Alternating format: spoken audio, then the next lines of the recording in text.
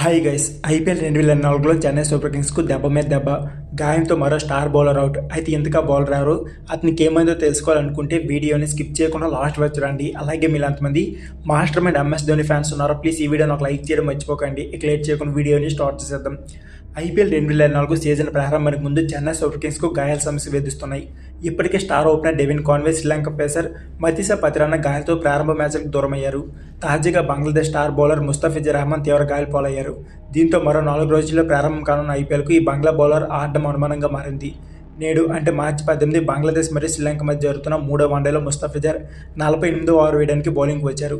తొలి బంతిని వైడ్గా వేయగా తర్వాత బంతి వేయడానికి ఇబ్బంది పడ్డారు. దీంతో గ్రౌండ్లోనే ఒకసారిగా పడిపోయాడు. నడలేకపోవడంతో అతన్ని స్ట్రెచ్చర్ పైన తీసుకెళ్లాల్సి వచ్చింది. దీంతో ఈ ఓవర్ సౌమ్య సర్కర్ వేయాల్సి వచ్చింది. ఈ మ్యాచ్లో ముస్తఫిజుర్ 9 ఓవర్లు 39 పరుగులు ఇచ్చి 2 వికెట్లు తీశారు. ఈ బంగ్లా స్టార్ బౌలర్ గాయపడడంతో చెన్నై జట్టులో డెత్ ఓవర్లు వేసే బౌలర్ కొరవయ్యారు. ఐపీఎల్ 2024 వేలంలో ఈ బంగ్లాదేశ్ పేసర్ను చెన్నై 2 కోట్ల ధరకు దక్కించుకుంది. గతంలో ఈ Bangla bowler Sunrisers Hyderabad, Mumbai Indians జట్ల తరపున ఆడారు. మార్చి 20న ముస్తఫిజుర్ చెన్నై శిబిరం చేరుతారని ఆశించినా ఇప్పుడు అతని గాయంపై వివరణ లేకపోవడంతో చెన్నై క్యాంపులో ఎప్పుడు చేరుతారో చెప్పలేని పరిస్థితి.